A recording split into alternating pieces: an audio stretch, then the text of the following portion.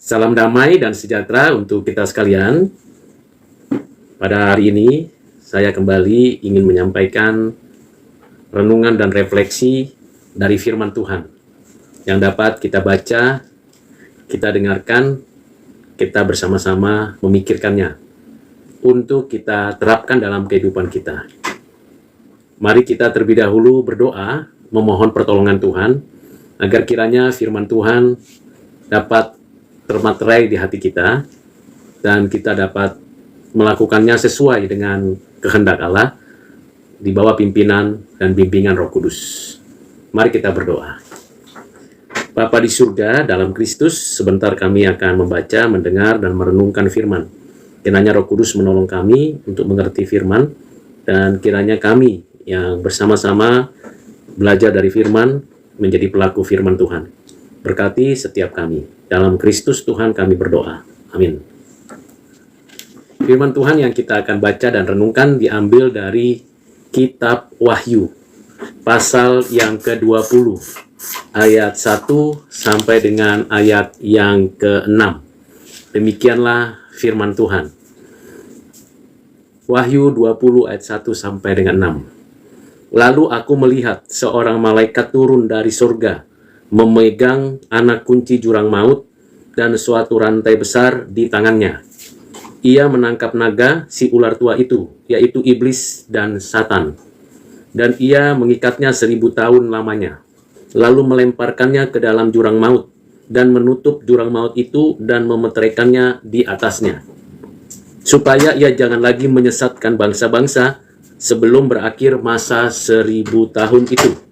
Kemudian daripada itu, ia akan dilepaskan untuk sedikit waktu lamanya. Lalu aku melihat takhta-takhta dan orang-orang yang duduk di atasnya. Kepada mereka diserahkan kuasa untuk menghakimi. Aku juga melihat jiwa-jiwa mereka yang telah dipenggal kepalanya karena kesaksian tentang Yesus dan karena firman Allah yang tidak menyembah binatang itu dan patungnya, dan yang tidak juga menerima tandanya pada dahi dan tangan mereka. Dan mereka hidup kembali dan memerintah sebagai raja bersama-sama dengan Kristus untuk masa 1000 tahun. Tetapi orang-orang mati yang lain tidak bangkit sebelum berakhir masa yang 1000 tahun ini. Inilah kebangkitan pertama. Berbahagia dan kuduslah ia yang mendapat bagian dalam kebangkitan pertama itu. Kematian yang kedua tidak berkuasa lagi atas mereka, tetapi mereka akan menjadi imam-imam kepala dan Kristus, dan mereka akan memerintah sebagai raja bersama-sama dengan Dia 1000 tahun lamanya. Saudara yang kekasih di dalam Kristus, dari pembacaan ayat-ayat yang kita terima ini dan kita dengarkan ini, ada banyak pembelajaran yang perlu kita renungkan dan refleksikan bersama. Pembelajaran yang pertama yang kita perhatikan adalah berkaitan dengan penghukuman yang Tuhan nyatakan atas si jahat, dan juga tentunya orang-orang yang mengikuti atau yang mempercayai dusta si jahat. Yang kedua, pembelajarannya adalah berkaitan dengan orang-orang yang diselamatkan, mereka yang telah ditentukannya dari semula, mereka yang mengalami kematian atau martir karena kesaksian kepada dunia ini tentang Yesus Kristus yang adalah Tuhan, Juru Selamat dan Penebus satu-satunya.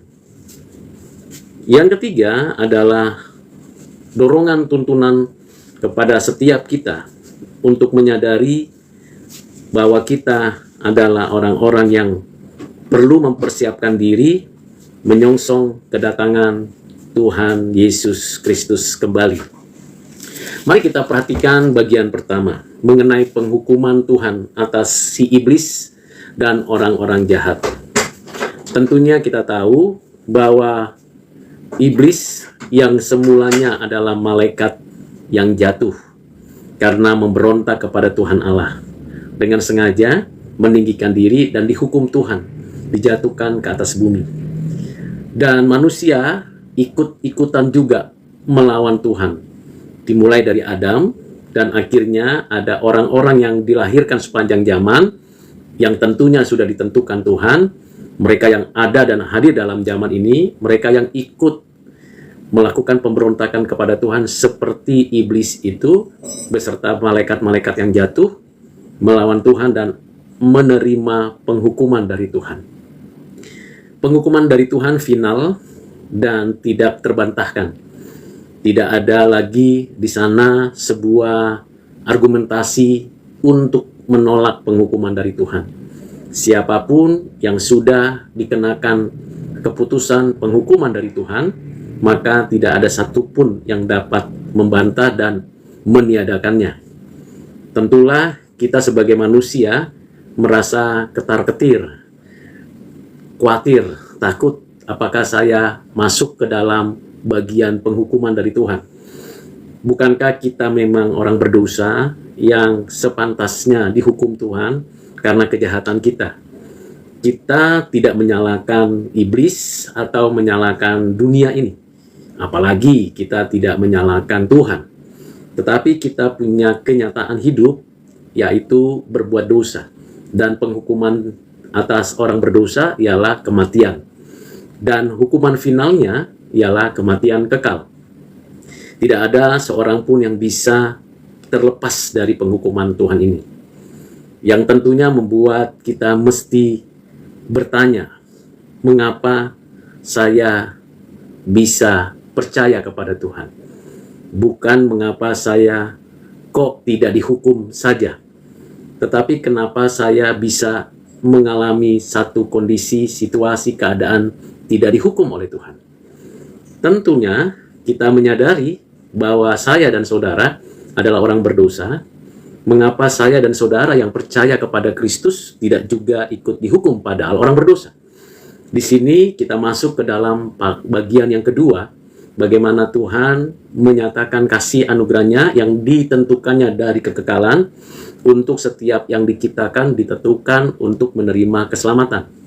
Mengapa saya yang diselamatkan, bukan yang lain? Bukankah saya sama berdosanya dengan yang lain? Sepenuhnya itu adalah kasih karunia dari Allah. Dan kalau kita, saudara dan saya, bisa percaya kepada Kristus sebagai Tuhan dan Juru Selamat, saudara dan saya bisa menikmati iman yang dikaruniakan itu untuk mempercayai kebenaran-kebenaran Allah yang dinyatakan dan diinspirasikan ini di dalam Alkitab, membuat kita mengerti kebenaran yang sesungguhnya dan menikmati pengampunan, belas kasihan, dan keselamatan itu sepenuhnya karena kasih karunia-Nya, karena anugerahnya. Bukan karena semata-mata kebaikan, kemurahan, jasa baik, keagamaan kita. Itu sebabnya di bagian yang kedua, ada orang-orang yang memang dengan setia sampai martir mau menyatakan kebenaran bahwa hanya Yesus Kristus Tuhan dan Juru Selamat. Mereka inilah yang nantinya, yaitu kita, saya dan saudara, akan bersama-sama menikmati hidup yang kekal di langit dan bumi yang baru. Dan tentunya pada bagian ini kita sungguh bersyukur dan ada kerelaan dan kesungguhan mengikut Tuhan Yesus, sekalipun kondisi situasi yang memungkinkan kita bisa martir. Martir karena kesaksian. Bahkan di ayat 4 Wahyu pasal 20 ini dikatakan bahwa ada jiwa-jiwa yang telah dipenggal kepalanya karena kesaksian tentang Yesus dan karena firman Allah, di mana kita tidak menyembah patung buatan manusia, kita tidak menyembah ciptaan Allah, kita tidak menyembah manusia, kita hanya percaya kepada satu pengantara, yaitu Yesus Kristus, Tuhan dan Juru Selamat. Kita hanya menikmati kebenaran yang nyata-nyata adalah kebenaran, yaitu firman Tuhan. Alkitab adalah firman Tuhan. Maka mereka-mereka yang saya dan saudara yang percaya kepada Kristus diberikan kehidupan yang baru, hidup kekal, hidup kembali. Bahkan dikatakan sebagai orang-orang yang memerintah di bumi ini bersama dengan Kristus. Itu bagian yang kedua. Bagian yang ketiga ialah bagaimana kita mempersiapkan diri kita sebagai orang Kristen menghadapi kedatangan Tuhan kembali. Karena di dalam pengajaran Alkitab bicara tentang kedatangan Tuhan kembali berarti adalah akhir zaman. Masa di mana semua zaman itu berakhir. Kalau kedatangan pertama atau kedatangan pertama sebagaimana Tuhan menyatakan diri inkarnasi, itu berarti awal dari zaman akhir. Dan tentunya kita tahu Tuhan Yesus mengajarkan kepada kita di dalam Matius 4 ayat 17, bertobatlah sebab kerajaan Allah sudah dekat. Bahkan di dalam Matius pasal 12 Tuhan mengatakan, kerajaan Allah sudah datang menjumpaimu. Dan tentunya juga kita tahu berbicara tentang kerajaan Allah yang ada di antara kamu. Jadi di sini kita mensyukuri bahwa kedatangan Tuhan yang pertama membawa kita berkomunikasi, berinteraksi, memiliki hubungan kembali dengan Tuhan. Disatukan kembali hubungan kita dengan Tuhan melalui Kristus, satu-satunya Tuhan dan Juru Selamat.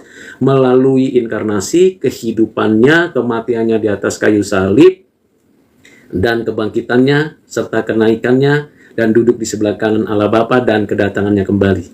Jadi ada masa kedatangan yang pertama kan kedatangannya kembali.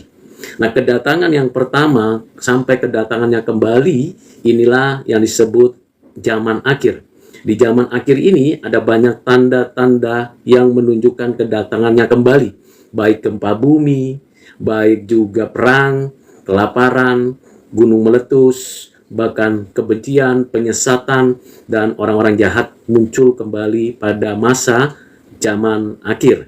Tapi nantinya di akhir zaman, yaitu kedatangan Tuhan kembali. Nah, kedatangan Tuhan kembali satu kali lagi dan final. Satu kali lagi dan final. Pada datangnya Tuhan kembali dalam segala kemuliaannya bersama para malaikatnya, ialah melaksanakan 3 hal yang dikerjakan, yang dijelaskan di sini. Yang pertama, tentunya membangkitkan seluruh manusia untuk diadili dan dihukum, atau untuk orang percaya mendapatkan hidup yang kekal. Yang kedua adalah melaksanakan penghukuman terhadap iblis dan orang-orang jahat. Dan yang ketiga, membawa orang-orang percaya yang telah dibangkitkan mengenakan tubuh mulia itu untuk hidup di langit dan bumi yang baru. Itu satu momen final. Pertama adalah penghakiman. Sebelum penghakiman ada kebangkitan. Setelah kebangkitan baru dilaksanakan penghakiman.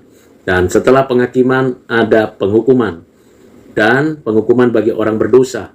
Sementara penghukuman itu dimulai seperti yang dalam Wahyu pasal 20 ini kepada iblis dan orang-orang jahat. Lalu kemudian kepada orang-orang jahat itu dijatuhkan hukuman untuk selama-lamanya di api neraka. Nah, bagaimana dengan polemik tentang 1000 tahun? Apa yang dimaksud dengan Wahyu pasal 20 ini, khususnya ayat 1 sampai dengan ayat 6, dan juga ayat 7 sampai dengan ayat 15 tentang 1000 tahun. Kita harus mengerti tentang 1000. Kata 1000 itu menunjukkan kesempurnaan.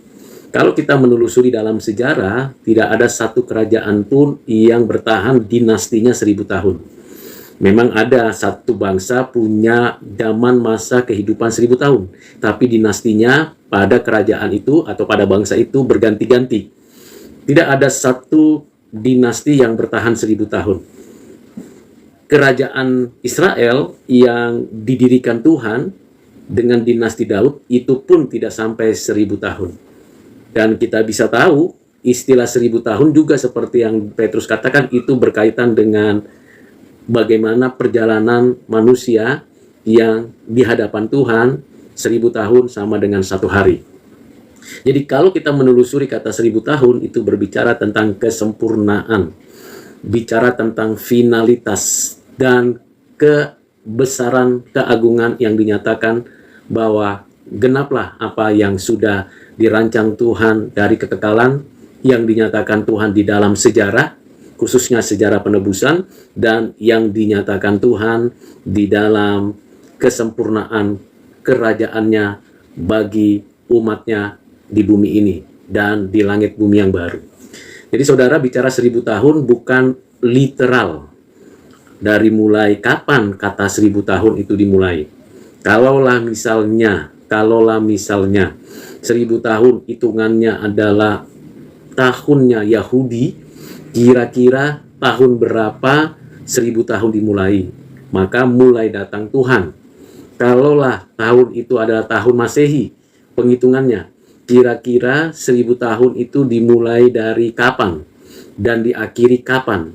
Ini menjadi pertanyaan-pertanyaan yang sebenarnya berasumsi saja.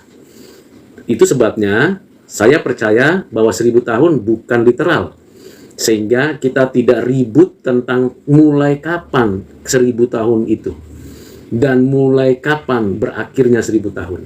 Tetapi yang pasti 1000 tahun itu menunjukkan adanya kepastian kegenapan dari keselamatan, kesempurnaan yang dinyatakan Tuhan pada waktu kedatangannya kembali.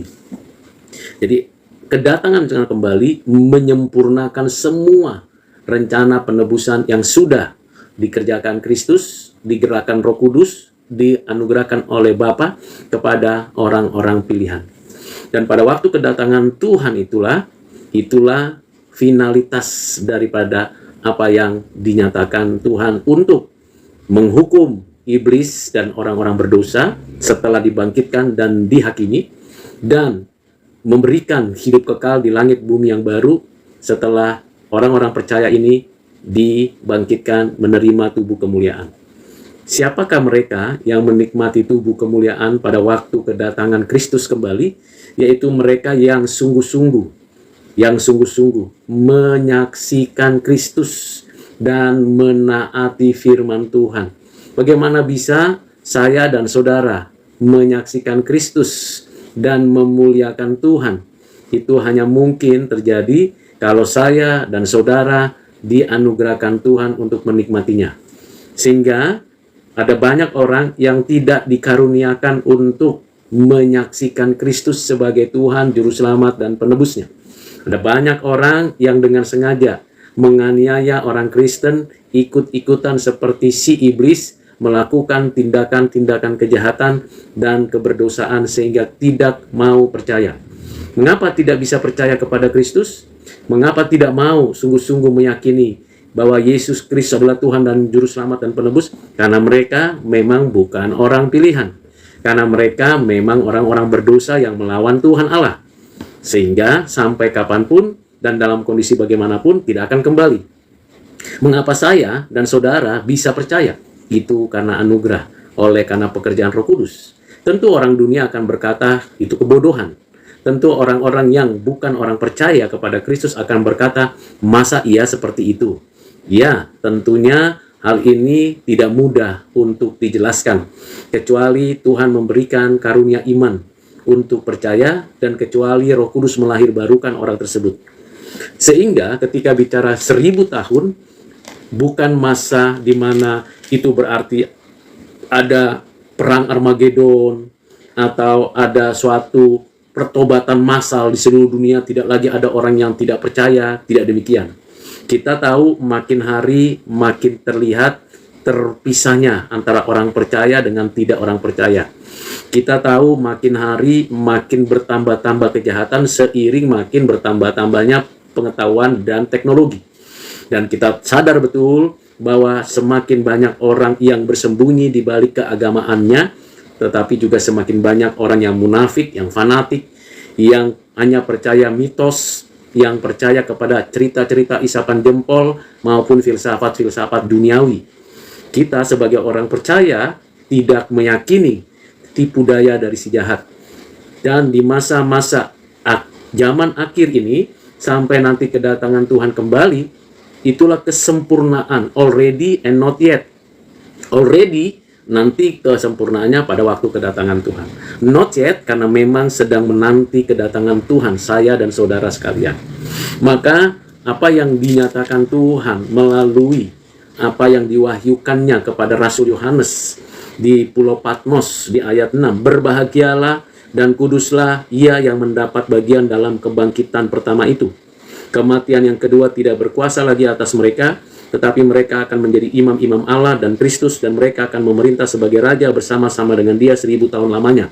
Artinya memerintah selama-lamanya secara sempurna. Saya dan saudara yang percaya kepada Kristus. Ini bukan utopia. bukan imajinasi, bukan khayalan, bukan mitos, bukan cerita-cerita dongeng. Ini adalah realitas di masa depan. Kematian yang akan kita hadapi secara individu akan terjadi entah kapan, entah besok saya meninggal, entah lusa dan sebagainya. Itu kematian satu kali, terpisahnya tubuh dari roh. Dan ketika nanti kedatangan Tuhan kembali, ada kematian yang kedua, yaitu kematian yang artinya penghukuman kekal. Pertama-tama, iblis dan para pengikut malaikat yang jahat yang jatuh, dan kedua adalah orang-orang berdosa yang memberontak kepada Tuhan. Kita yang percaya kepada Kristus tidak akan mengalami kematian. Jadi ketika sudah dibangkitkan pada waktu kedatangan Tuhan kembali, kita akan menikmati hidup kekal selamanya. Apa yang dilakukan oleh kita di langit bumi yang baru selain memuji dan memuja Tuhan? Tentu di langit bumi yang baru, karena kita adalah tubuh dan juga roh, satu kesatuan sebagai makhluk ciptaan Tuhan yang baru, sebagai pribadi yang punya kebebasan berpikir, berkarya, maka kita di langit dan bumi yang baru juga demikian.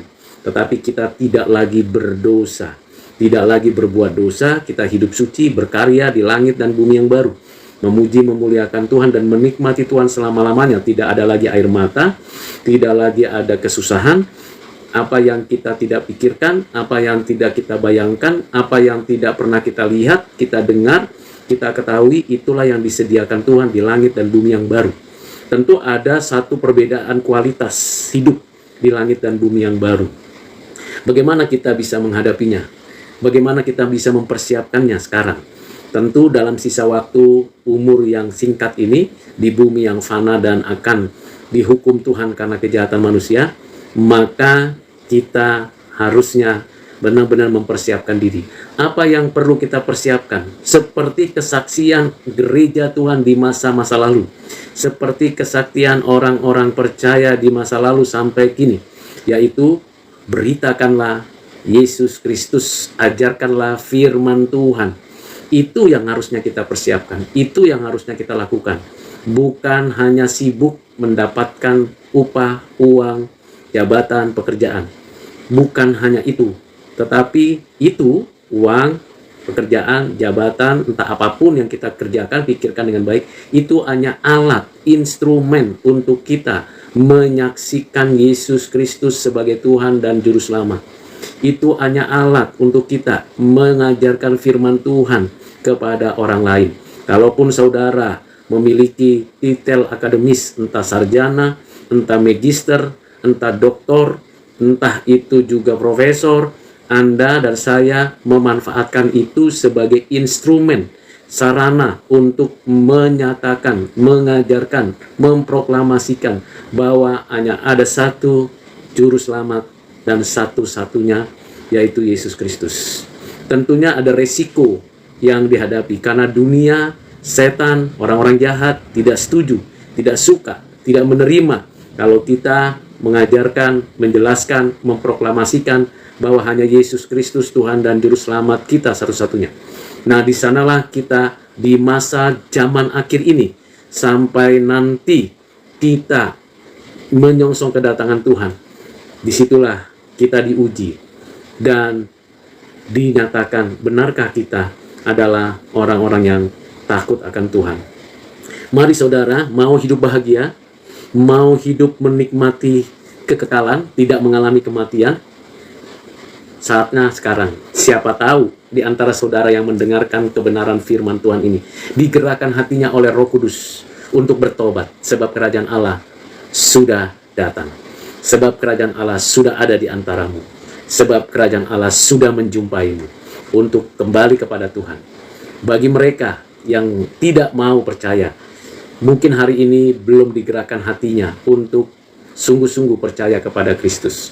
Mungkin juga di antara saudara ada yang mengeraskan hati, tidak peduli, tidak percaya, bahkan mencibir, mengolok-olok, melecehkan, merendahkan. Siapa tahu kalau ada yang seperti itu, bisa jadi orang itu memang bukan orang pilihan.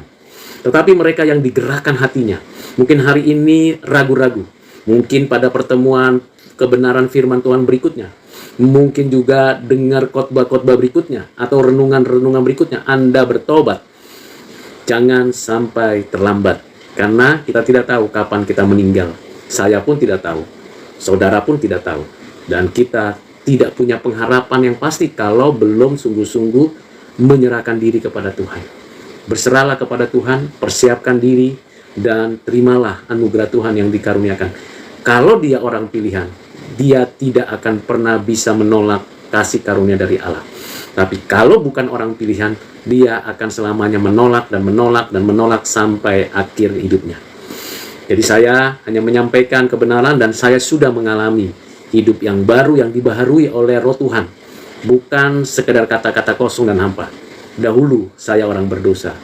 Sekarang saya berjuang untuk melawan dosa dan mematikan dosa. Dahulu saya hidup dalam kegelapan. Sekarang sudah diterangi hatinya oleh Roh Kudus.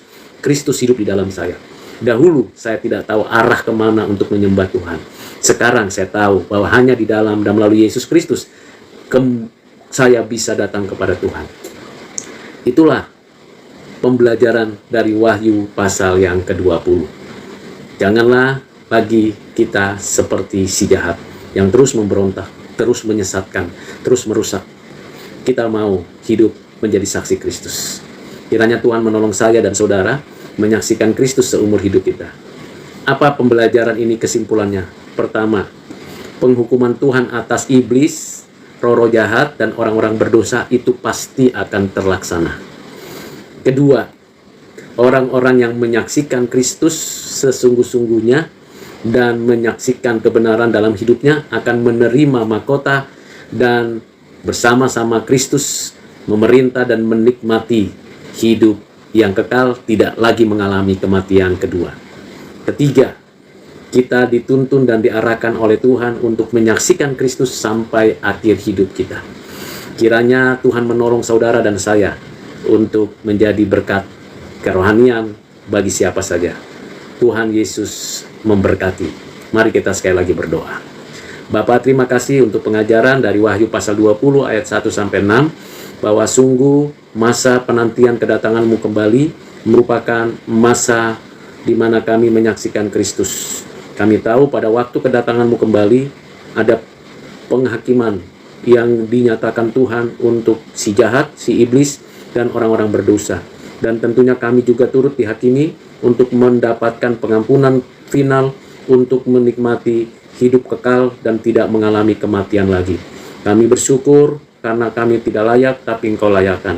Tolong kami menjadi saksi Kristus seperti para martir di masa-masa lalu, dan juga kami mau menyaksikan kebenaran-Mu melalui sarana yang Tuhan berikan, baik pekerjaan kami maupun aktivitas akademis kami, maupun dalam kehidupan sehari-hari kami. Tolong kami Tuhan, biarlah kami menjadi saksi-saksi Kristus untuk memuliakan-Mu sampai akhir hidup kami. Berkat-Mu atas kami ya Bapa, dalam Kristus kami berdoa. Amin.